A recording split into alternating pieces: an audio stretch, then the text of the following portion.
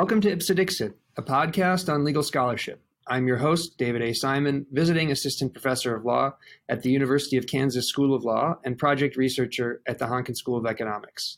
In this installment of the podcast, which we have called Ex Cathedra, we'll be taking a step back to talk to senior scholars about scholarship. We're interested in how senior scholars entered the academy, developed their interests, and found their voice. To discuss the topic today, my guest is Dr. Leslie C. Griffin, the William S. Boyd Professor of Law at the University of Nevada, Las Vegas, William S. Boyd School of Law. Professor Griffin teaches constitutional law and is known for her interdisciplinary work in law and religion. She holds a PhD in religious studies from Yale University and a JD from the Stanford Law School. She's the author of two case books. The first is Law and Religion, Cases and Materials, and the second is Practicing Bioethics Law, which she co-authored with Joan Krause, the Dan K. Moore Distinguished Professor of Law at the University of North Carolina School of Law. Professor Griffin, thank you so much for joining us. Great. Well, thanks for asking me to speak with you. Yeah, we're happy to have you. And we'd like to start off by having you talk about how you became interested in legal academia and what your path was like to your current position. Well, thank you. Well, I started after I was an undergraduate by doing that PhD in religious studies. And I think what characterizes my career is that I start with an interest in ideas. I mean, that's a very academic way to look at it, but you think, oh, there are certain ideas that we're interested in. Now, studying ideas in religious studies can be hard because there has been and continues to be a debate within religion, right? Do you have to be a member of a religion to really understand it and write about it? Or can you write about it more academically? And the kind of the in-system approach is called theology, and the external is called religious studies. And so that set me up into this idea that, I really wanted to talk about ideas, and especially ethical ideas. But there's always been this challenge that when you start in religion, often you're focused on truth. That's what people in religion are often interested about, and also in getting universal ideas. And so it's very tough to struggle through and think, what can I say about religion that's interesting and true, and yet not true in a committed sense, right? True in an academic sense. And so that's how I started my career. And I worked on ideas that were of interest to me as a woman in religion. And I kept looking for the academic ideas or truthful ideas that would express what I was interested in. But they weren't always the same as what the religions taught. And so that taught me to be a critical scholar early on. And eventually that's what got me interested in law school, because it seemed to me that law was the place where all these issues about morality were really being resolved. So your interest in law was driven by practical considerations. And when you got to law school, did you find that the academic interests you have were amenable to legal analysis, that what you thought was going on in the classroom or in the courtroom was actually happening there?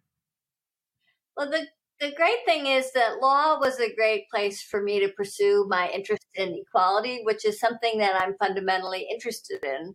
And I'm very committed to people's rights. It started with women's rights. I learned from my own experience to understand gay and lesbian rights and racial rights much better because of what I had experienced as a woman.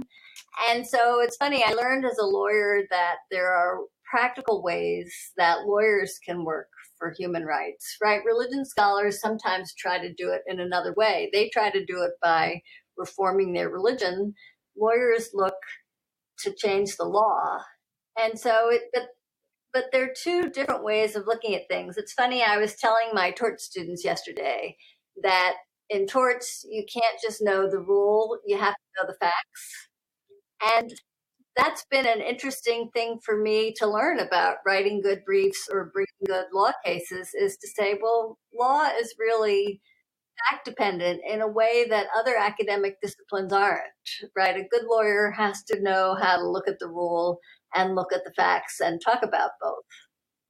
And so that's what I've tried to do in some of my writings. Now, as I said at the beginning, I was and am a religion scholar. And so it was interesting to try to combine a kind of fact and result oriented approach that you get in law with sometimes what's a much more theoretical, truth-based approach. In religion, often you have religious experts who say, well, we're the expert because we run our religion.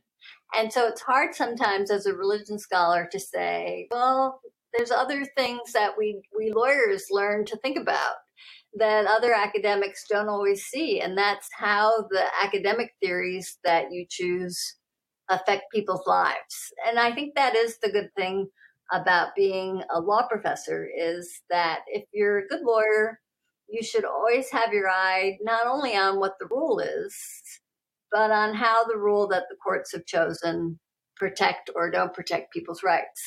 And as you know, we have big debates in the United States just now about how much human rights should be protected in the law. Sometimes the law does a good job and sometimes it doesn't.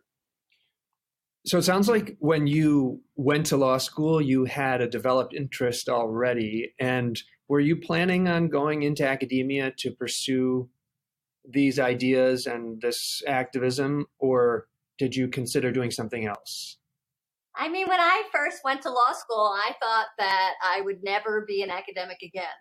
I thought, oh, I'll go and be a real lawyer. And it's interesting. I mean, I had a great career in religion. I have that Yale PhD, and I went back and was teaching at my alma mater, the University of Notre Dame, in their theology department. And I had great friends and great support from my colleagues there. And so I had learned a lot about that system and respected it, but thought that that world wasn't going to work for me. And so I thought, oh, I'll just go and be a lawyer.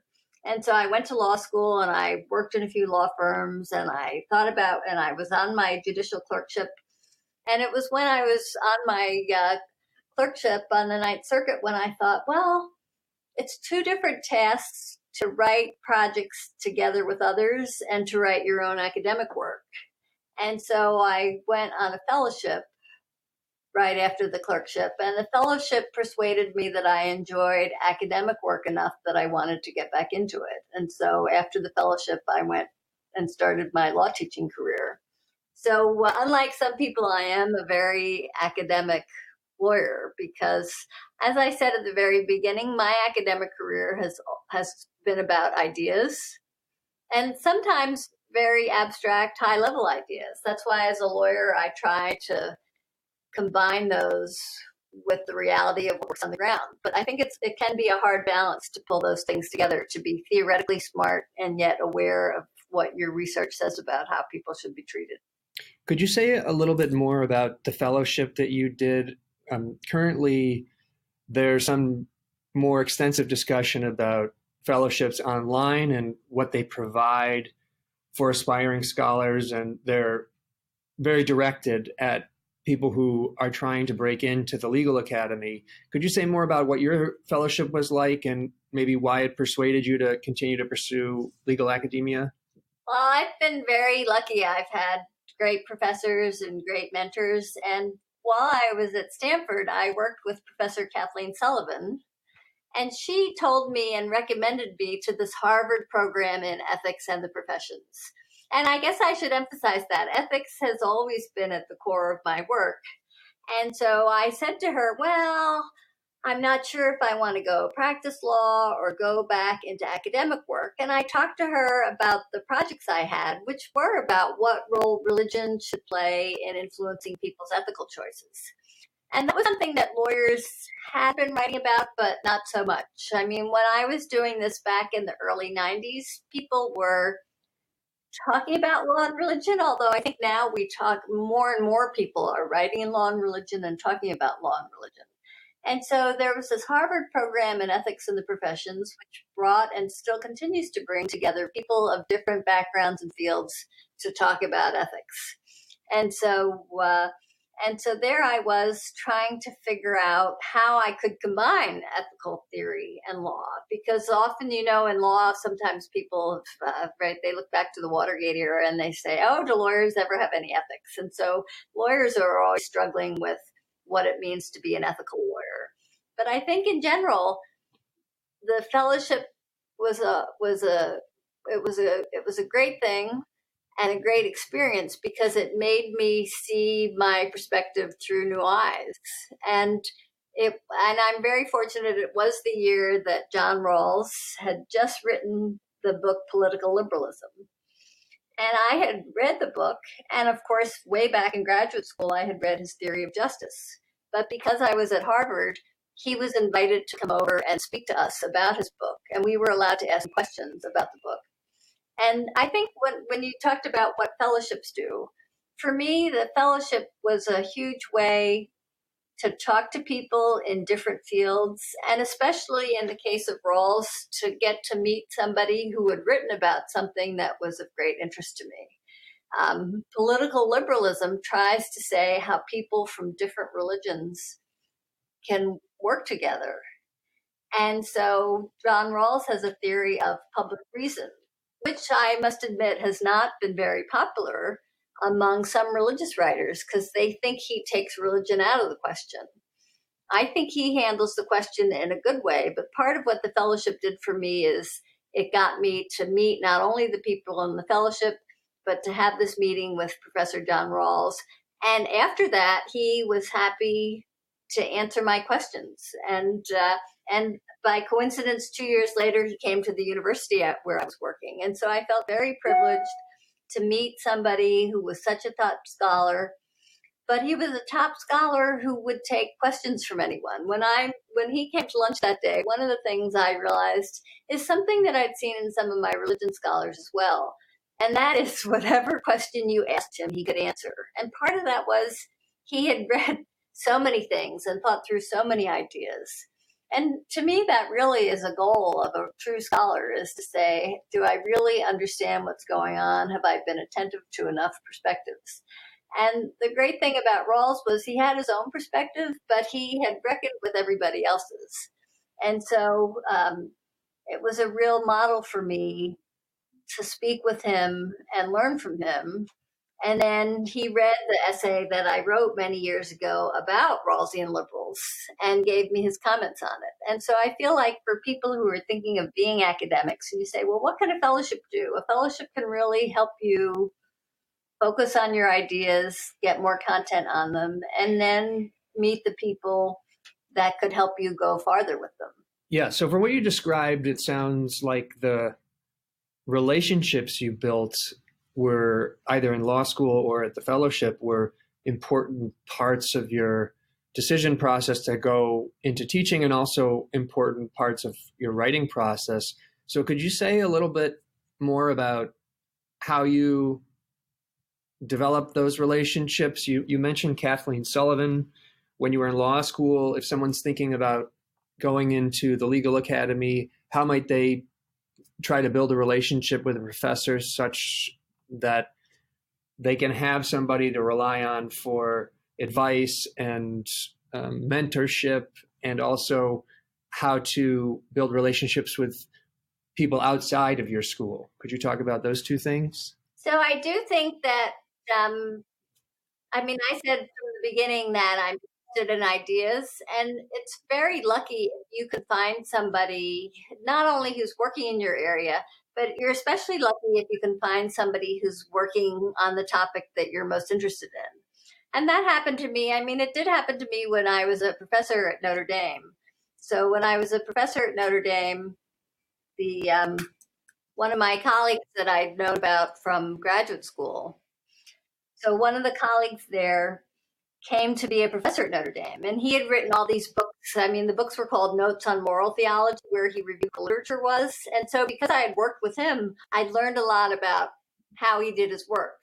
So much so that years later, when I went to the library where he used to work, I could talk about his work with people.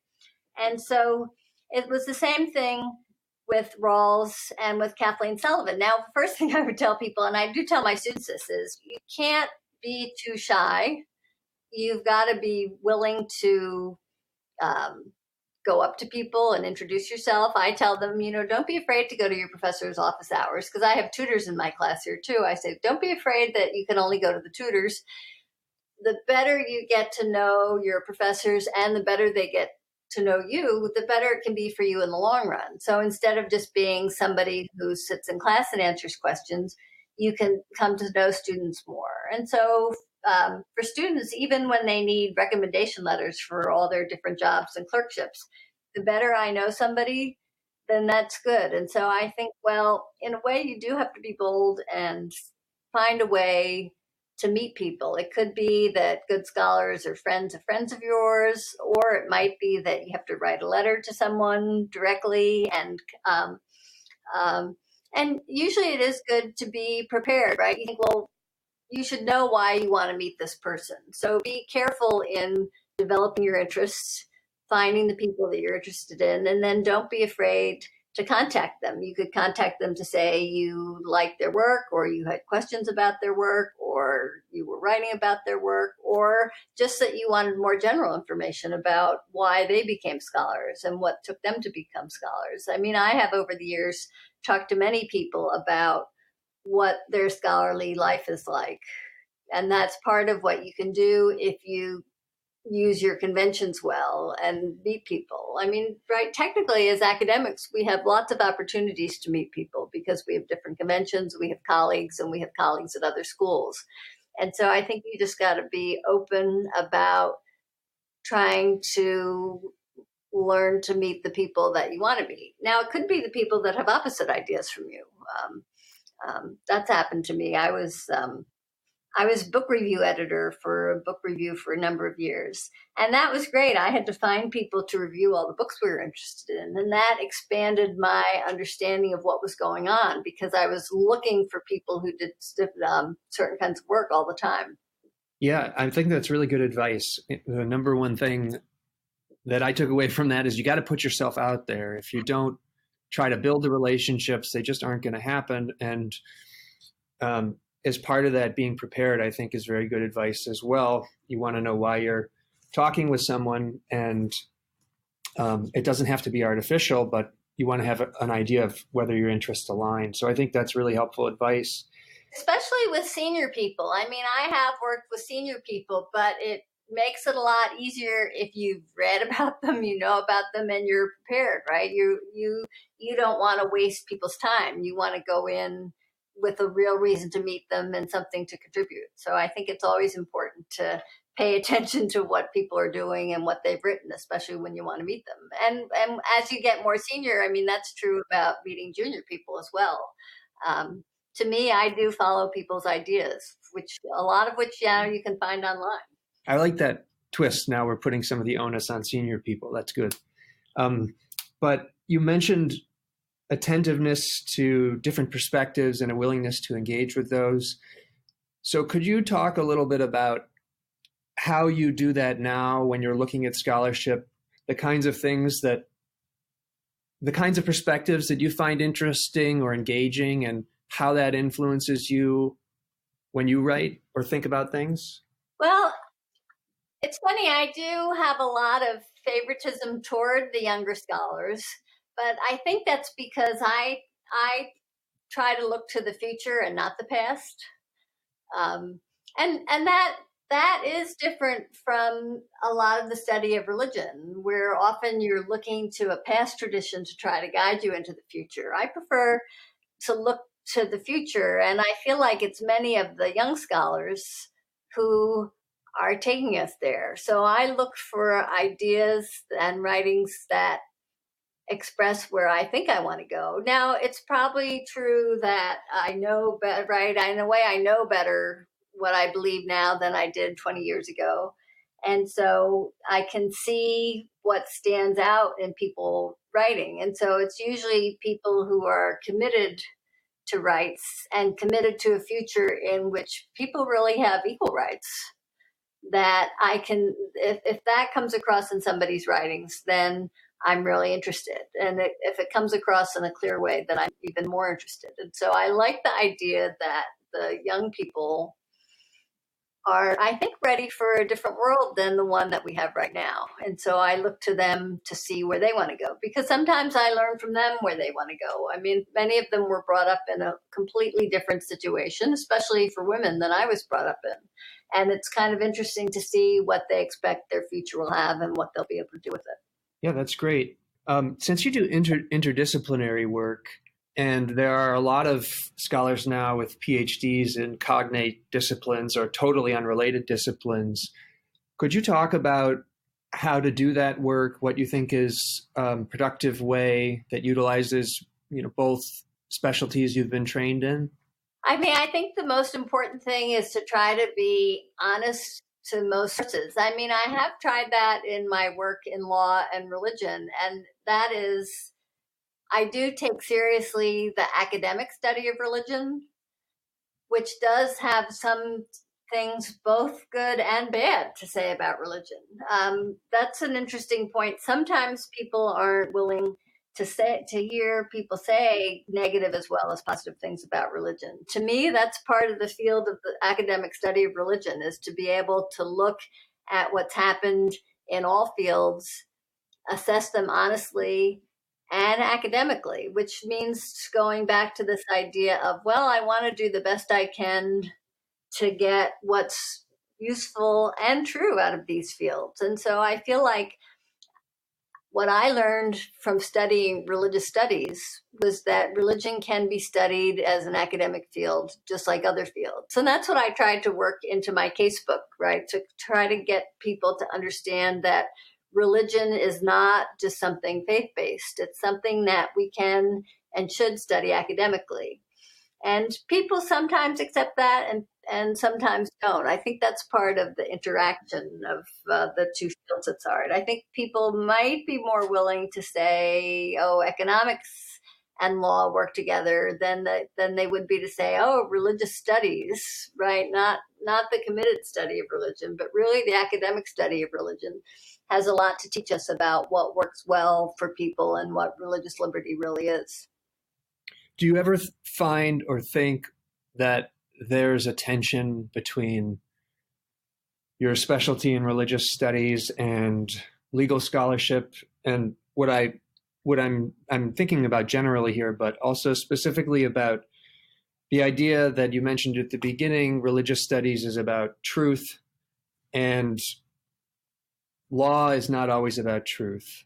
So when you're writing, do you find that this tension causes problems? And then even if it does not, do you find a tension between what's expected from each discipline when you're writing? So writing for a religious studies audience versus writing for a legal audience.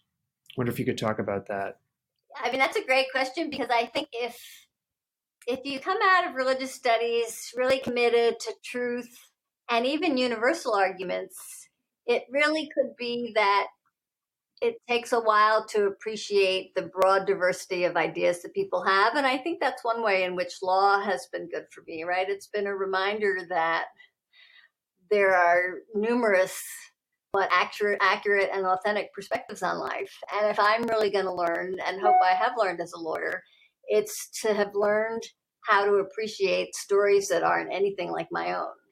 And I'm not sure I would have learned that as well in religious studies as I learned it in law, where I think people are often encouraged to write different perspectives. And if you look at the law review articles, you say, well, people do have a number of different perspectives and they come across very strongly. And so I think one of our goals now is, in looking at the future and not the past, is to really try to appreciate the unique voices that people bring to their field. I think that was harder in the beginning, right? When I came out as a PhD, it was always that you were trying to write something that everybody could agree with. And now I think, well, I've learned that in a way we can't do that. All we can express in a way is part of what our experience is. And so I feel like there's a lot of experience in the United States that we might not even have heard yet. I'm not sure that we really heard the lessons and experience of the poor people who get only rational basis scrutiny under the Equal Protection Clause, but who I think aren't always heard.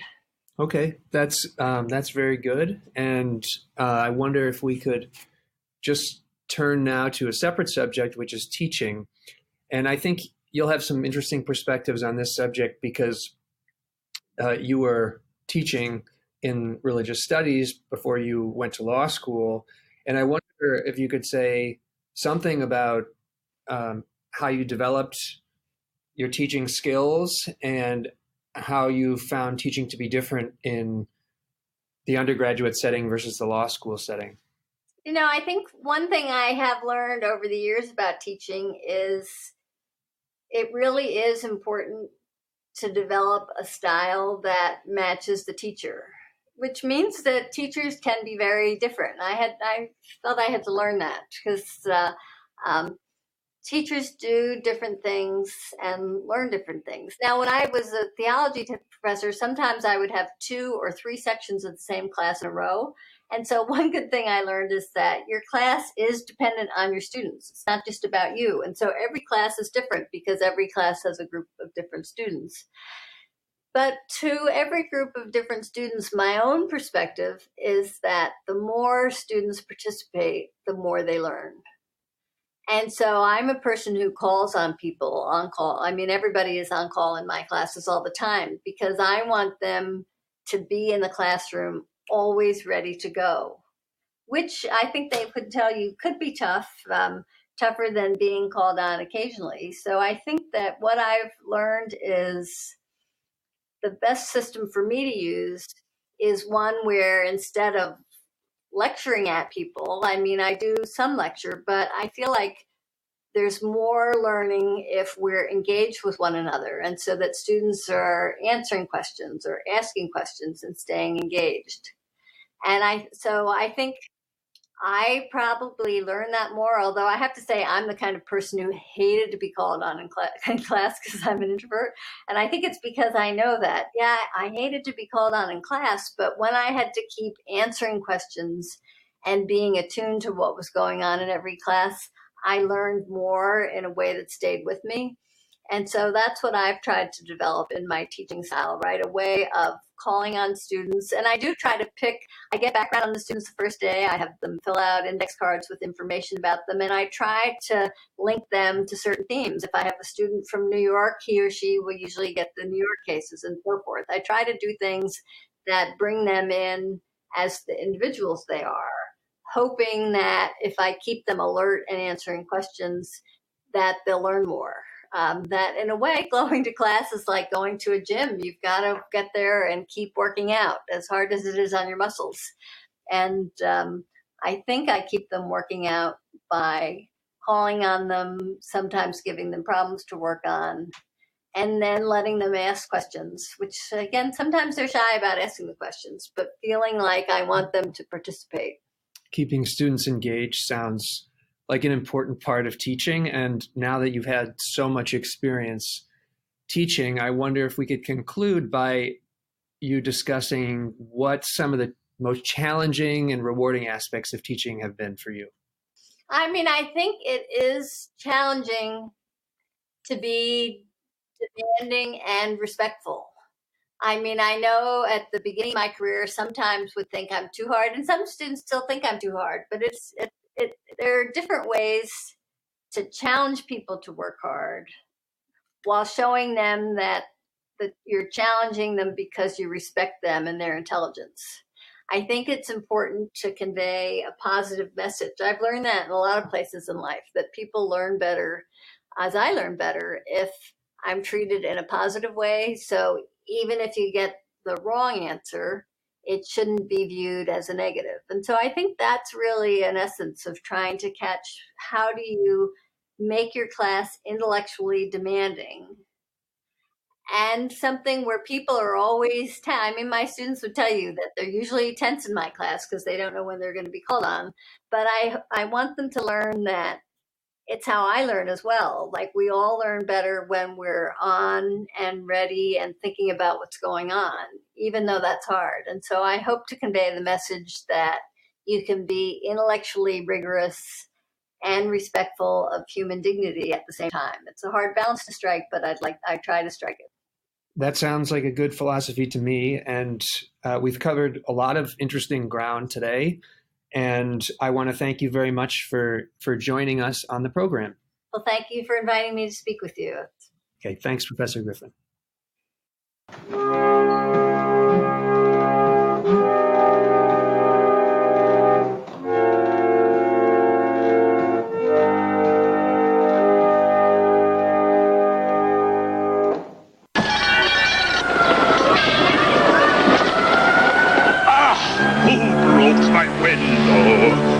the truth isn't gonna be easy. Glass everywhere you look. Who broke my window? Why is my stomach all nervous and queasy? Some kid's ball. Who could the little culprit be? Who threw this ball? Did someone see? He's so mad, I'm really scared. Kids these days, they don't care. Mr. Robertson, Mr. Robertson. What a horrible mess. I broke your window with my ball. You? And I've come to confess. You knew I'd be angry. Yes. Aren't you afraid? Yes. You'll have to pay for this mess you've made, but I'm proud of you, child, for you have displayed honor. The stuff from which heroes are made. I told the truth. From the Mormons, Church of Jesus Christ of Latter-day Saints.